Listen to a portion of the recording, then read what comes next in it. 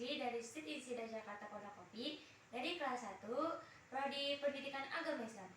Alhamdulillah pada malam hari ini saya diberi kesempatan untuk mewawancarai dan menanyakan tentang mengenai profesi guru.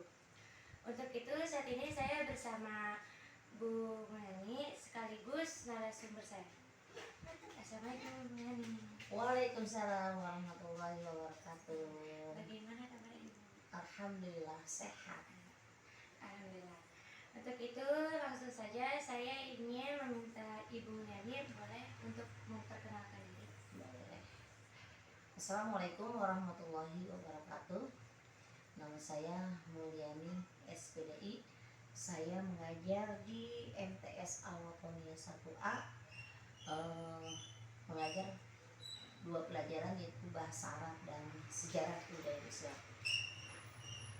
Dan saya saat ini mengajar di Madrasah Sanawiyah Al-Watoniyah 1A Pondok Kelapa, Jakarta Timur.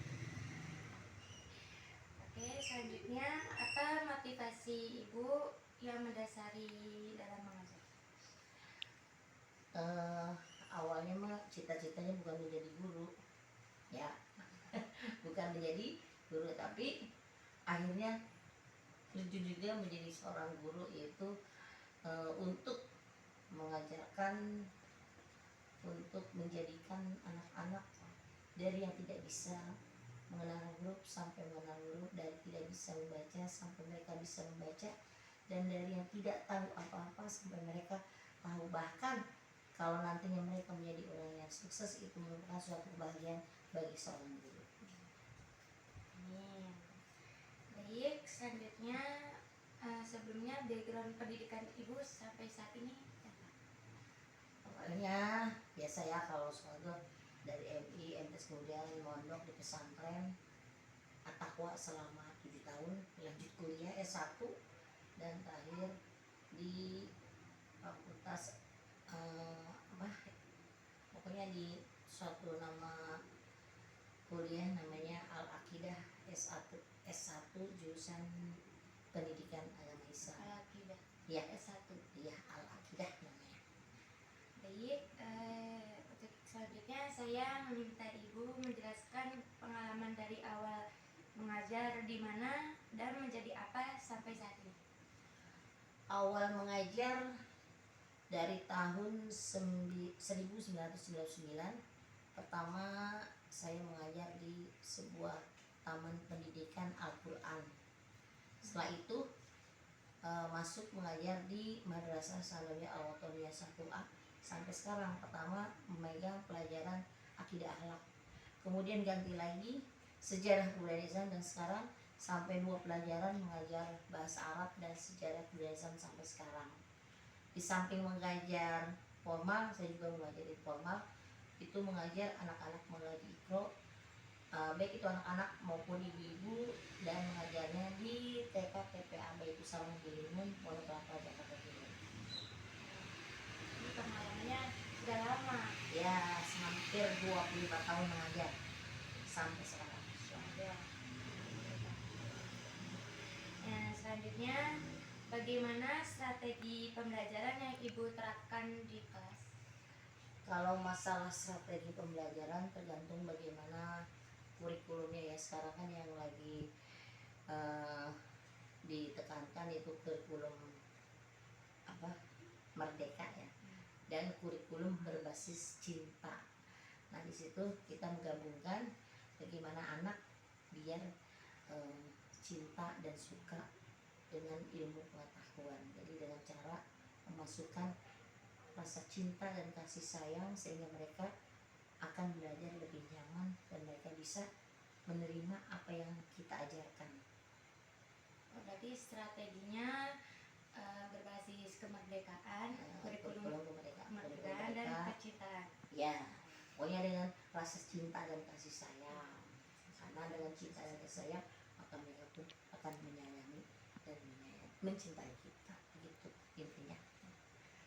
Baik, apakah Ibu menggunakan media teknologi yang digunakan dalam Iya, untuk saat ini kita menggunakan Infocus laptop atau komputer ya di sekolah. Jadi Ada kalanya kita dengan metode ceramah, atau ada kalanya juga kita menggunakan metode PowerPoint, dan itu semua kita gunakan adalah dengan eh, apa namanya, alat-alat teknologi seperti Infocus dan sebagainya. Berarti medianya menggunakan Infocus ya? Ya, Oke. Menurut Ibu, bagaimana sudut pandang tentang anak peserta didik saat ini? kalau menurut saya sangat berbeda dengan, kalau kata zaman sekarang mah namanya zaman Z ya, apa? Gen Z. Iya. Kalau zaman dulu saya belajar ya, mereka itu yang namanya sama guru taat dan patuh. Tapi kalau zaman sekarang ya, kalau kita melihat peserta didik zaman sekarang kan, kakak Sela tahu sendiri, kalau misalnya anak itu berbuat yang kurang baik, kemudian guru bertindak kasar atau apa, langsung dilaporkan ke polisi, ya kan? Iya. Jadi sekarang kita tidak bisa lagi dengan kekerasan, tapi dengan kelembutan. Makanya ada kurikulum berbasis cinta. Baik. Untuk selanjutnya, bagaimana cara Ibu dalam mengatasi anak yang susah diatur dan anak yang memiliki kebutuhan khusus? Kalau masalah bagaimana cara mengatasi anak yang susah diatur, kita lihat dulu kenapa anak itu susah diatur. Mungkin dari keluarganya yang broken home, atau mungkin karena mereka kurang kasih sayang dari orang tuanya, atau mungkin juga karena memang anaknya yang nakal. Nah, dari situ jadi kita bisa mengetahui bagaimana nih cara mengatasi anak tersebut biar menjadi anak yang lebih baik lagi. Berarti Ibu menilai dari karakternya dulu. Iya, jadi dengan dinasehatin, dengan cara lemah lembut, dengan berbicara dari hati ke hati. Nah, mungkin dari sini nanti mereka akan terbuka, oh seperti itu, seperti itu. Baik, menurut Ibu bagaimana hubungan Ibu dengan wali murid? Alhamdulillah, semenjak saya menjadi seorang guru dan wali murid, alhamdulillah silaturahmi berjalan dengan baik dan lancar. Berarti tidak ada masalah? Tidak, Atau sebelumnya pernah ada masalah? tidak. Kalaupun ada masalah, bisa diselesaikan dengan secara kekeluargaan dan musyawarah. Pertanyaan selanjutnya, bagaimana cara Ibu menghadapi wali murid yang kurang patuh atau tidak taat terhadap peraturan yang ada di sekolah? Ini bukan buat muridnya ya, tapi wali muridnya. iya. Emang ada bang, wali murid yang gak patuh? Ya kadang kan wali murid itu macam-macam ya, ada yang bawel, ada yang kepo, ada yang cerewet. Kalaupun ada wali murid yang tidak mau patuh dengan peraturan sekolah, kayaknya kalau masalah tidak patuh dengan itu lebih fokus kepada murid ya, bukan kepada wali murid. Sebenarnya kalau wali murid mah hanya mengikuti apa peraturan yang ada di sekolah. Kalaupun ada paling nggak banyak sih ya. Jadi ya udah, cuekin aja.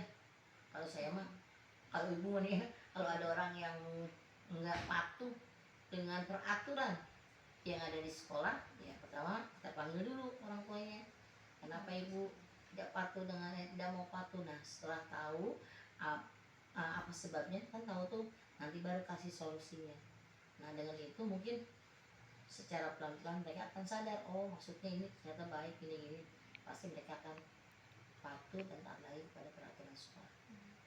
Kalau misalnya ada masalah pribadi dengan wali murid, Kalau masalah pribadi dengan wali murid, sepertinya kalau saya nggak pernah.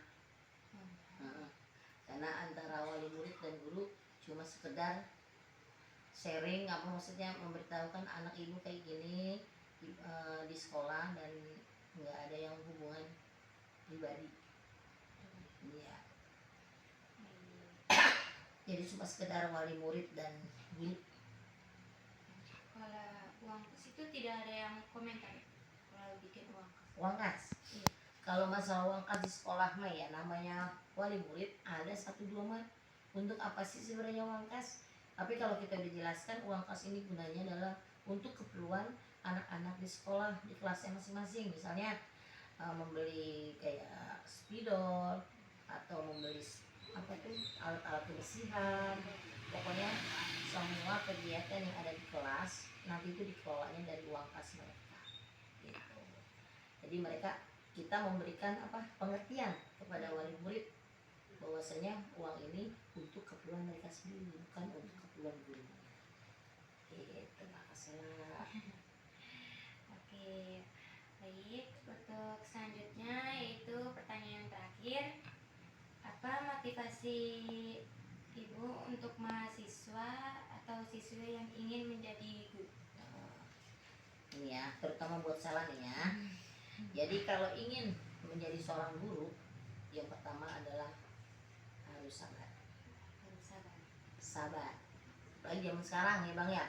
Zaman sekarang itu ngadepin murid jadi mana justru segampang. Kita kerasin, mereka lebih keras. Kita lembutin, melunjak.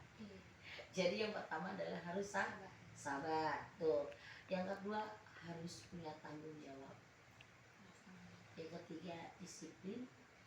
Yang keempat ikhlas. Terus harus percaya diri. Salah nih, harus percaya diri. Siapapun pokoknya anggap aja ketika kita menjadi guru, inilah saya yang paling pintar di kelas ini. Gitu.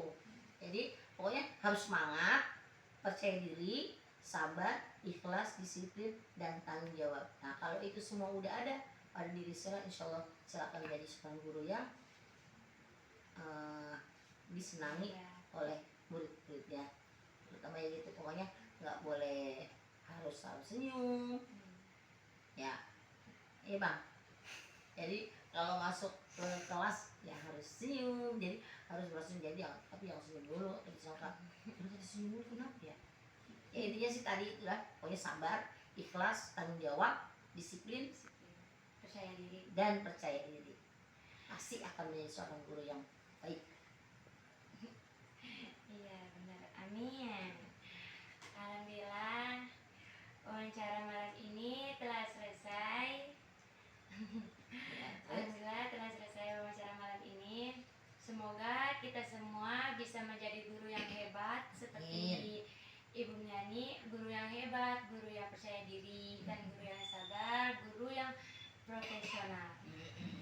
Saya mengucapkan banyak-banyak terima kasih kepada Ibu Yani karena sudah sempat untuk meluangkan waktu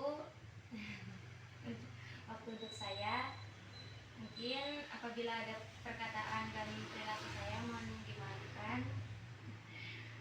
Baik, itu saja yang dapat saya ucapkan. Apabila ada perkataan mohon dimaafkan. Saya akhiri dengan mengucapkan terima kasih. Alhamdulillahirobbilalamin. Wassalamualaikum warahmatullahi wabarakatuh. Bye bye.